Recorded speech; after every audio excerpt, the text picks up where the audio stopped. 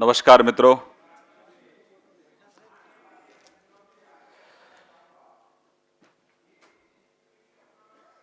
देश की सबसे पुरानी पार्टी के उपाध्यक्ष श्रीमान राहुल गांधी, जो लगातार 2014 के बाद उनकी पराजय हो रही हैं और उन लगातार होती पराजयों से वो बहुत बौखलाहट में है और अब हालात हैं कि वो अवसाद से ग्रस्त हो गए हैं। और जब व्यक्ति अवसाद से ग्रस्त होता है तो उसकी याददाश्त भी कमजोर हो जाती है। हम श्रीमान राहुल गांधी जी, आप झूठ बोलने की मशीन बन गए हैं और आपको शायद लगता है कि किसी ने एडवाइस दिया है कि आप लगातार झूठ बोलते रहो, रोज बोलते रहो, जोर से बोलते रहो और वो झूठ सच में तब्दील हो जाएगा। ये आपकी गलतफहमी है। ये देश अब बदल गया है। इस देश को एक नई लीडरशिप मिली है, देश को एक नई ऊर्जा मिली है। अब ये देश आपके किसी बहकावे में आने वाला नहीं है। श्रीमान राहुल गांधी जी, हम आपसे कुछ सवाल पूछना चाहते हैं।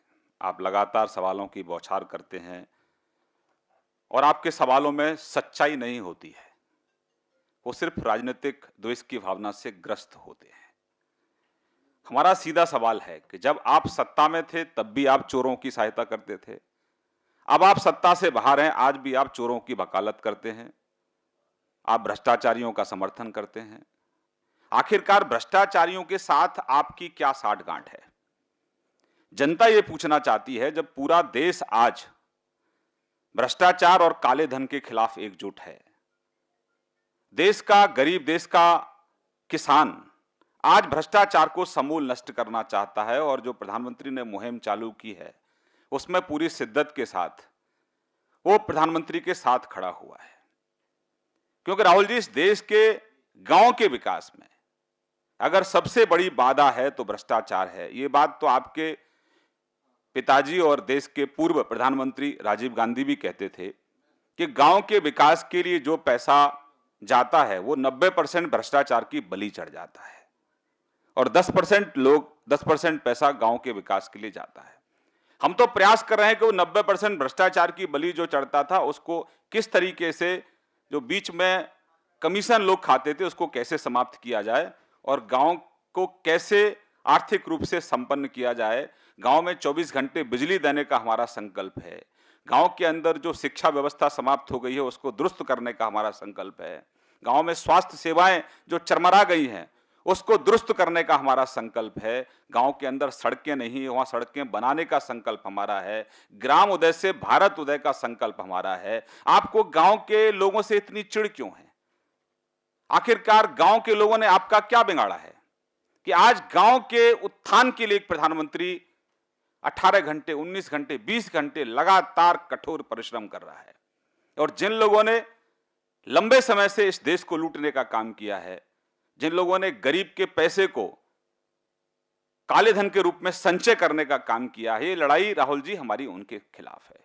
जो आतंकवादियों को धन मुहैया कराते हैं, हमारी लड़ाई उनके खिलाफ है। जो नारकोटिक्स का धंधा करते हैं, हमारी लड़ाई उनके साथ है। जो इस देश में फेक करेंसी का रैकेट चलाते हैं, हमारी लड़ाई उनके साथ है। हमारी लड़ाई भ्रष्टाचार और कुशासन से है। लेकिन आप भ्रष्टाचार और कुशासन के समर्थन में हैं, जबकि देश भ्रष्टाचार और कुशासन को समाप्त करना चाहता है। भारतीय जनता पार्टी, हालांकि आप अवसाद में हैं, आपकी याददाश्त बहुत कमजोर हो चुकी है, हम थोड़ा याद दिलाना चाहते हैं। आपकी नाक के नीचे 2G का स्पेक्ट्रम घोटाला हुआ और 1,76,000 करोड़ का घोटाला था। श्रीमान जी, उसमें जो मोटा माल था वो किसने खाया? 1,86,000 करोड़ का घोटाला कोयले का घोटाला था। उसका जो मोटा माल था राहुल गांधी जी, वो कहां है और उसमें कितना कमीशन कांग्रेस का था? वो मोटा माल किसने खाया? 72,000 करोड़ का कॉमनवेल्थ का घोटाला था, उसमें मोटा माल किसने खाया?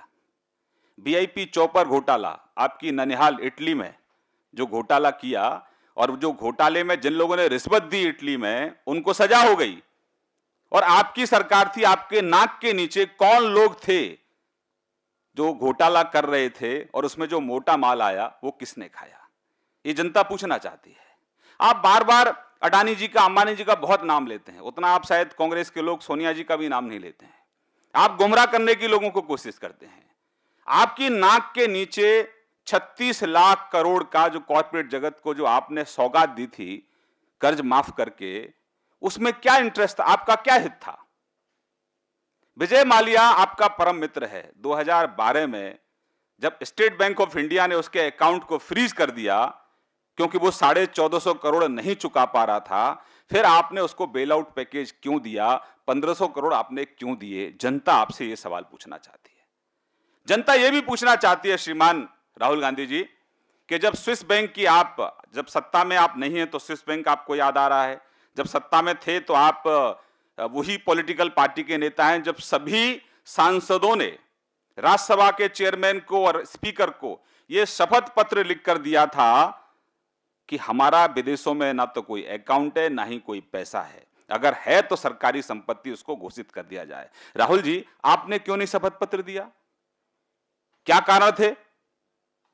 और जब सूची 2011 के आसपास आपके पास आ गई और सुप्रीम कोर्ट ने 2012 में एसआईटी के गठन के लिए आपको कहा, तो आपने एसआईटी का गठन 2012 में क्यों नहीं किया? चोरों की मदद आप कर रहे हैं। मैं इसलिए कह रहा हूं कि आपको जानकारी है कि जिन मुल्कों के साथ जो ट्रीटी है, अगर पूरी इन्वेस्टिगेशन से पहले ही उन गलत लोगों के जिन्होंने देश को लूटने का काम किया है, अगर उनकी सूची सार्वजनिक होती है तो वो विदेशी बैंक भारत के साथ सहयोग नहीं करेंगे। तो आप यहां भी उनको बचाना चाहते हैं। जनता को श्रीमान राहुल गांधी गुमराह करने की कोशिश मत करिए। आपकी बौखलाहट समझ में आती है क्योंकि अब पूरी तरह से आप फंस चुके हैं और अब तक तो जांच इधर उधर जाती थी, अब तो वीआईपी चौपर स्कैम में जांच राहुल गांधी जी आपके घर के दरवाजे पर पहुंच गई है और जवाबदेही आपकी बनती है। तू इधर उधर की बात ना कर, ये बता राहुल गांधी कि आपके कार्यकाल में इस देश का गरीब का खजाना कैसे लूटा और इस लूट में मोटा माल किसने खाया? यह जनता आपसे पूछना चाहती है। आप जनता को बहकाने का काम कर रहे हैं।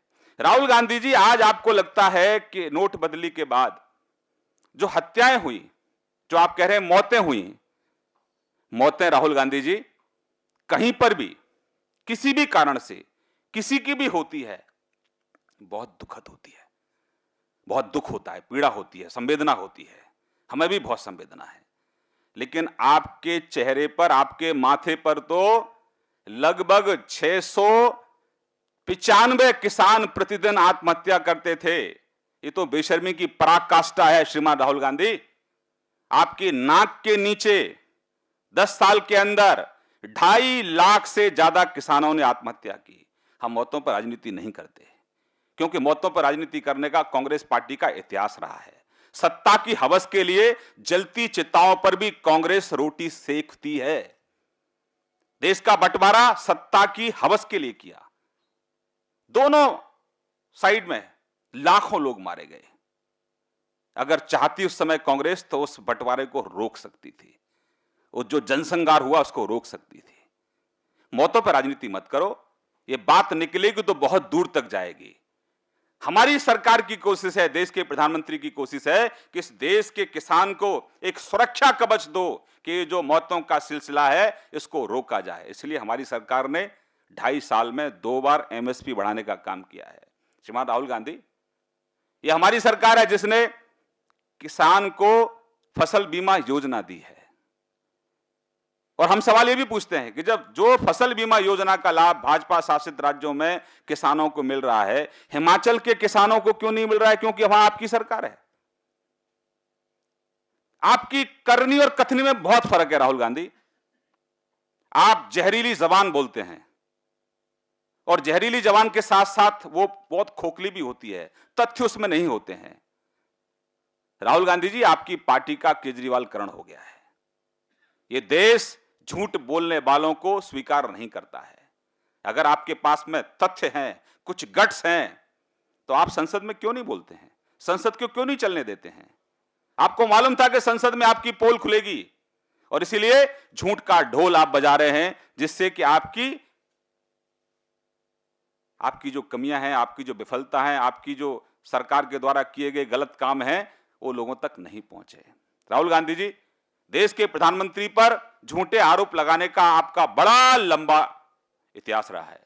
सरकार बनते ही जब सुरक्षा के लिए कोई सिपाही आपके घर गया तो आपने कहा कि मोदी जी मेरी जासूसी करा रहे हैं, लेकिन जब सच्चाई आई तो शायद राहुल गांधी के पास चेहरा दिखाने का भी शायद हिम्मत नहीं थी। लेकिन ये तो बेशर्मी की पराकाष्ठा है कि झूठ बोलो और उसके बावजूद भी फिर मीडिया के सामने आके लंबी लंबी बातें करो। राहुल गांधी जी, आपने जब चर्चों पर हमले हुए थे, जब चोरी की घटनाएं हुई थी, तो आपने कहा कि इस देश के अंदर अल्पसंख्यकों का जीना दूभर हो गया है। लेकिन जब उसकी पोल खुली कि कोई चर्च के अंदर ही था, वो चोरी कर रहा था, उसके बाद आपके पास कोई जवाब नहीं था। देश में कहीं पर भी अगर किसी की हत्या हुई, किसी की मौत हुई किसी भी कारण से, आपने उस पर भी राजनीतिक रोटियां सेकने की कोशिश की। कहीं पर भी कोई दलित के घर में आपस में कोई झगड़ा हो गया, फरीदाबाद के अंदर, ये मीडिया की रिपोर्ट्स पे मैं बात कर रहा हूं, उसमें भी कहा कि देखो दलितों को बीजेपी के लोग जला रहे हैं। जब उसकी वास्तविकता आई तो आपके पास चेहरा छुपाने के लिए कोई जगह नहीं थी।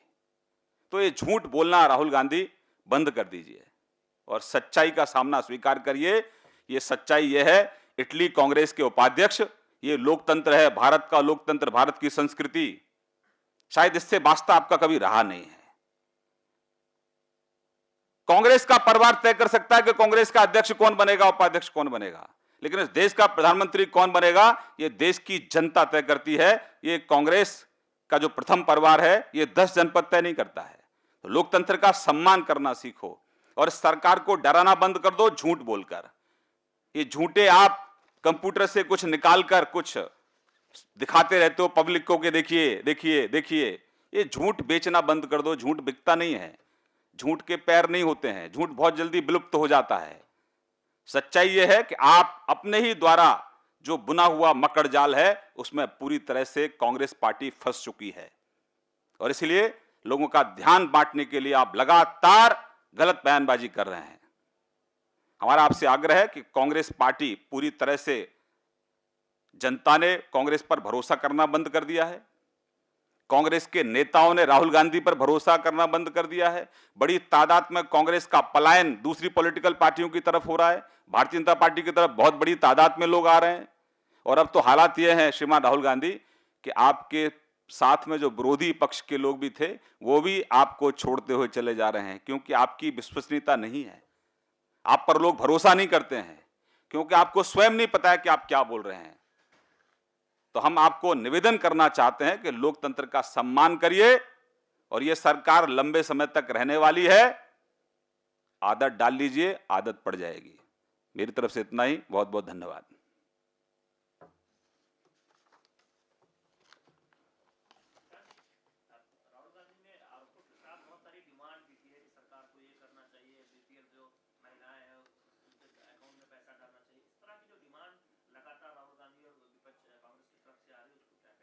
देखिए, मांग करना लोकतंत्र में मांग करना विपक्ष के नेता की तरह ठीक है, लेकिन राहुल गांधी जो 10 साल में आपने नहीं किया, 2.5 साल में हमारी सरकार ने वो करके दिखाया है। 90 से ज्यादा ऐसी योजना है जो गरीब कल्याण के लिए योजना है। ये हमारी सरकार है जिसने 1 रुपये महीने के हिसाब से लोगों को 2 लाख का दुर्घटना बीमा दिया है, 1 रुपये प्रतिदिन के हिसाब से 2 लाख का जीवन बीमा दिया है, 3.5 करोड़ लोगों को मुद्रा बैंक के माध्यम से स्वरोजगार की योजना हमने दी है। किसान के लिए अब तक जो दालें होती थी उसका एमएसपी तय नहीं होता था, हमने 5,500 रुपये प्रति क्विंटल दालों का एमएसपी तय किया है। हम किसान के लिए सॉइल हेल्थ कार्ड लेकर आए हैं। हमने साल में, माफ करना, 2.5 साल में 2 बार एमएसपी बढ़ाने का काम किया है, गेहूं पर, सरसों पर, दलहनों पर। राहुल गांधी, ये सरकार काम करने वाली है, ये सरकार बयान देने वाली नहीं है। तो आकलन करिए, आत्मचिंतन करिए और ये सरकार जो गरीब के विकास के लिए लगातार काम कर रही है, सरकार को काम करने दीजिए। झूठ बोलकर सरकार के काम में अड़ंगा लगाने की कोशिश मत करिए। और ये योजनाएं, जो केंद्र की योजना है, वो कांग्रेस शासित राज्यों में जमीन तक पहुंचे, इसके लिए थोड़ा चिंतन करिए, तो देश के लिए भी हित में होगा और राहुल गांधी जी आपके भी हित में होगा।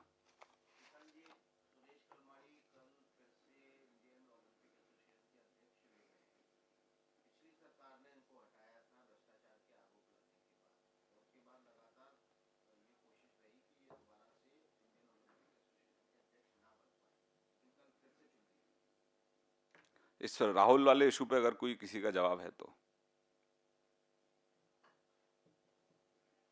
बहुत धन्यवाद।